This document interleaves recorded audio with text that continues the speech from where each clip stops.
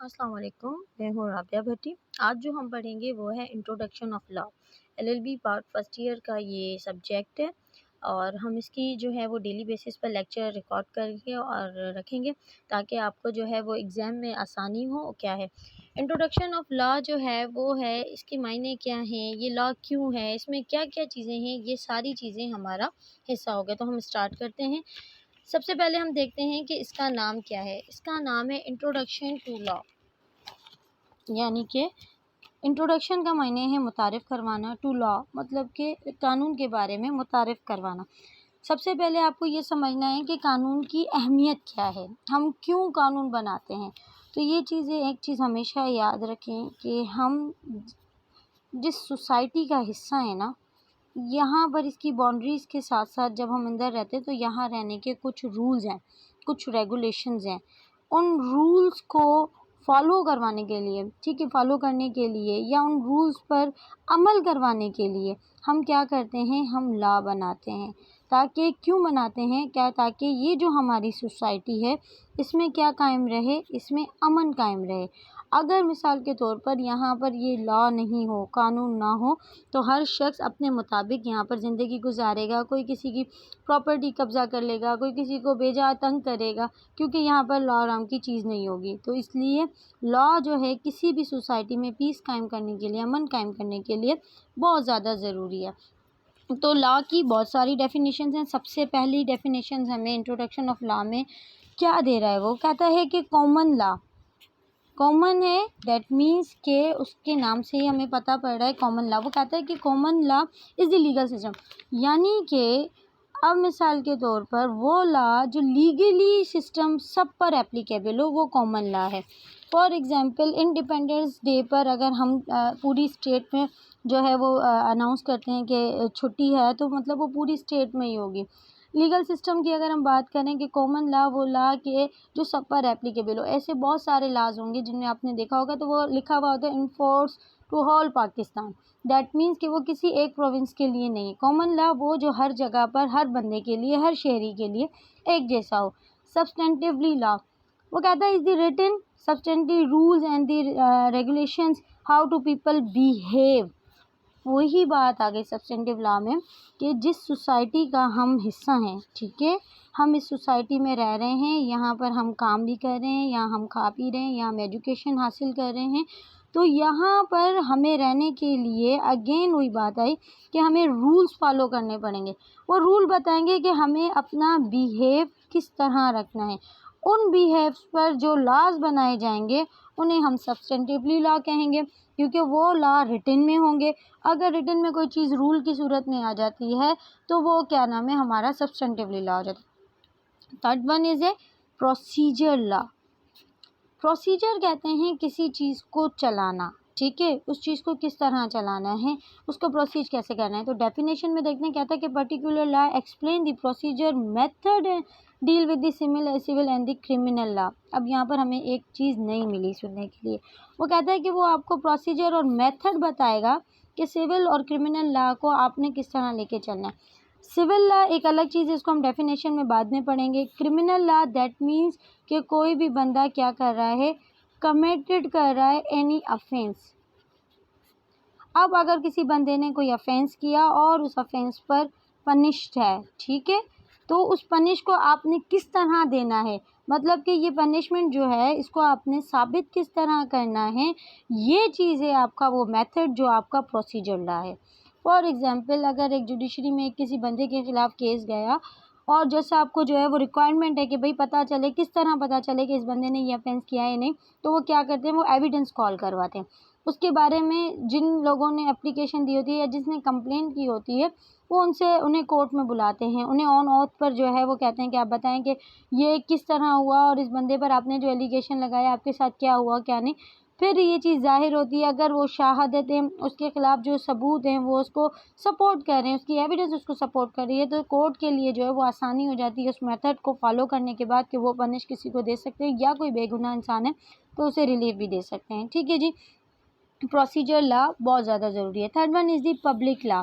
तो हम public law की डेफिनेशन देखते हैं कि हमें यहाँ पर ये क्या बता रहा है। ऐसे पब्लिक लॉ जो है वो ये होता है कि जो सबके लिए हो। ठीक है जी, ये आ गया। कहता है public law is that the part of law which is the governor relationship between individual of the government.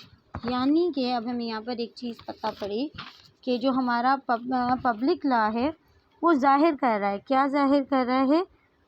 Relation को। किसकी रिलेशन को? बिटवीन गवर्नमेंट एंड, और इसने क्या कहा कि गवर्नमेंट के साथ साथ किसके साथ जी कर रहा है वो? पब्लिक को। ठीक है, पब्लिक के बीच में, बिटवीन गवर्नमेंट एंड पब्लिक, ये है आपका पब्लिक लॉ। यानी कि वो लॉ, यानी कि अगर हम देखें कॉमन लॉ और पब्लिक लॉ में कोई ज़्यादा डिफरेंस नहीं है, बट ये रिलेशनशिप को ज़ाहिर कर रहा है कि गवर्नमेंट पब्लिक के लिए कौन कौन सी चीज़ें कर सकती है। पब्लिक लॉ वो जो सबके लिए हो, स्पेसिफिकली किसी एक बंदे के लिए नहीं हो। और इसमें जो है वो डायरेक्शन दी जाती है कि सोसाइटी पब्लिक लॉ कंपेयर कैसे करे। इसमें कॉन्स्टिट्यूशनल लॉ आपका आ जाता है कि गवर्नमेंट जो भी लॉ बनाएगी वो पब्लिक की ज़रूरतों को देख के बनाएगी कि ये लॉ उसके लिए बेहतर है कि नहीं है। ठीक है जी। उसके बाद है प्राइवेट लॉ। प्राइवेट लॉ में ये कहता है private law effect the right of the obligation individual families business small group वगैरह। अब यहाँ पर एक और चीज़ हमें बनने मिली कि ये तो रिलेशनशिप पब्लिक लॉ हमें बता रहा है, बट प्राइवेट लॉ जो बता रहा है वो बता रहा है मेरी इंडिविजुअल राइट्स। मतलब मैं तालीम हासिल करूं न करूं मेरी मर्ज़ी है, मैं शादी करूं न करूं मेरी मर्ज़ी है, मैं बिज़नेस करूं न करूं मेरी, ये सारी चीज़ें मेरी प्राइवेटली लॉ में आएंगी। वो क्यों आएंगी? क्योंकि स्टेट मुझे किसी भी काम के लिए बाउंड नहीं कर सकती कि मुझे ये काम करना है, मेरा प्राइवेट लॉ है। और यहाँ पर डेफिनेशन में भी यही चीज़ वो कह रहा है कि स्मॉल ग्रुप एग्जिट करेगा, सिटीज़न डिस्प्यूट है, अगर कोई भी इन्वॉल्व प्राइवेट मैटर्स हैं तो वो प्राइवेट मैटर्स वो खुद देखेंगे। ठीक है जी, ये प्राइवेट आपके लॉ हो गए। अब इसके बाद हमारे नेक्स्ट लॉ में इसमें है कॉन्स्टिट्यूशनल लॉ। ये सबको पता है कि पाकिस्तान में कॉन्स्टिट्यूशंस लॉ जो है वो हम कहते हैं आईने पाकिस्तान को। और इस वक्त जो है हमारे पास कॉन्स्टिट्यूशन लॉ में जो है वो तीन है। एक था 1956 में, एक था 1960 में कमोपेश, और जो अब 1964, और एक है 1973। जो अब हम फॉलो कर रहे हैं कॉन्स्टिट्यूशन लॉ 1973 का करें। 1973 में हमें क्या क्या बताया गया है? फंडामेंटल राइट बताया गया है। इसमें हमें जो है वो गवर्नमेंट के बारे में बताया गया है। इसमें हमें कोर्ट्स के बारे में बताया गया है, और बहुत सारी चीज़ें हैं, और हम इसको अभी तक फॉलो कर रहे हैं और इसी लॉ पर हम लोग रहेंगे। ठीक है जी। एडमिनिस्ट्रेटिव लॉ हो गया जी, किसी भी पब्लिक लॉ को जो है एडमिनिस्ट्रेटिवली कोई भी अगर उसे डील करता है तो वो एडमिनिस्ट्रेटिव लॉ में आ जाएगा। इसके अलावा आगे जी आपके क्रिमिनल लॉ। जी बिल्कुल, हमने अभी क्रिमिनल लॉ के बारे में पढ़ा था कि जब हमने कोई सोसाइटी बनाई और इसके पीस में अगर कोई बंदा बिहेवियरली एक ऑफेंस कंडक्ट करता है तो उसकी पनिशमेंट के लिए जो है वो क्रिमिनल लॉ दिया हुआ होता है कि क्राइम अगर ऑफेंस कंडक्ट हो गया तो वो क्रिमिनल लॉ में आ जाएगा। चलिए जी, यहाँ तो हो गया। इसके बाद आप आ जाएं जी आपका कॉन्ट्रैक्ट लॉ। कॉन्ट्रैक्ट लॉ आपका जो है वो 1972 का आप लोग कॉन्ट्रैक्ट लॉ ऑलरेडी हमारे पास है ना। 8072 का कॉन्ट्रैक्ट लॉ हमारे पास है। और इस्लाम में बताया जाता है कि आप किसी के साथ किस तरह से कॉन्ट्रैक्ट करते हैं। अगर कोई बंदा आपके साथ कॉन्ट्रैक्ट कर कर मुकर जाता है तो आप कोर्ट के पास कौन सी रेमेडीज़ कर सकते हैं। यानी कि इंडिविजुअली हर बंदे को ये राइट हासिल है कि वो अपने जो है वो किसी भी के साथ भी कॉन्ट्रैक्ट कर सकता है, लेन देन कर सकता है for purpose of the business या कुछ भी। आई होप आपको लॉ की जो है ये काइंड समझ आएंगी। मोस्ट इम्पोर्टेंट एक और भी है जी, ये रह गया था हमारा लॉ। इसमें आप एक और लॉ पढ़ेंगे, वो है डिवाइन लॉ। यह है रिलीजियस मैटर।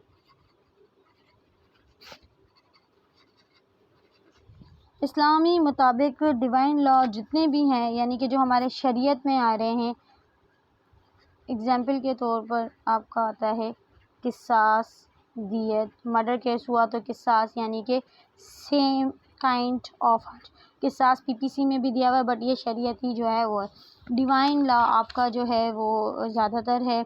उसके बाद आपका कस्टमरी लॉ है। कस्टमरी लॉ में क्या है कि जो रस्म व रिवाज आप लोगों ने ख़ुद बनाए हैं। फॉर एग्ज़ाम्पल हम इसमें कंडक्ट करते हैं कि थर के इलाकों में अगर हम लोग वहाँ जाएँ तो वहाँ पर बहुत सी ख़वातीन हैं जिनकी ड्रेसिंग वेयर में ऐसा होता है कि वो बैंगल्स जो है वो शोल्डर तक जो है वो पहनती हैं। तो क्या है, ये उनकी कस्टम है कि वहाँ पर ये चीज़ पहनी जाती है। कुछ ऐसी कम्युनिटीज़ हैं, बलोच कम्युनिटीज़ हो गई या कोई और ऐसी कम्युनिटी जिनके बहुत पुराने रस्म व रिवाज हैं और वो उनको फॉलो कर रही हैं, यानी कि उन्हें लॉ ने नहीं बनाया, उन्हें किसी सोसाइटी ने, उनके अपने ही मखसूस ग्रुप ने उनकी रस्म व रिवाज को फॉलो करते हुए जो चीज़ें बनाई हैं वो आपका कस्टमरी लॉ में आएगा।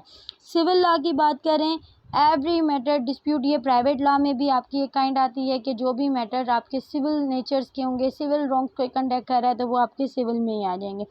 इंटरनेशनल मैटर्स पर इंटरनेशनल लॉ आपका है कि अगर कोई बंदा इंटरनेशनली आपके मैटर्स चल रहे हैं तो वो इंटरनेशनल लॉ किस तरह से डील करेगा, ये एक सेपरेटली लॉ भी है और इंटरनेशनल मैटर्स को कंडक्ट भी करता है। आई होप आपको आज इंट्रोडक्शन टू लॉ के डिफरेंट काइंड्स ऑफ लॉ आपको समझ आई होंगी कि कितने काइंड्स के लॉज हैं और इनमें क्या क्या चीज़ें हैं।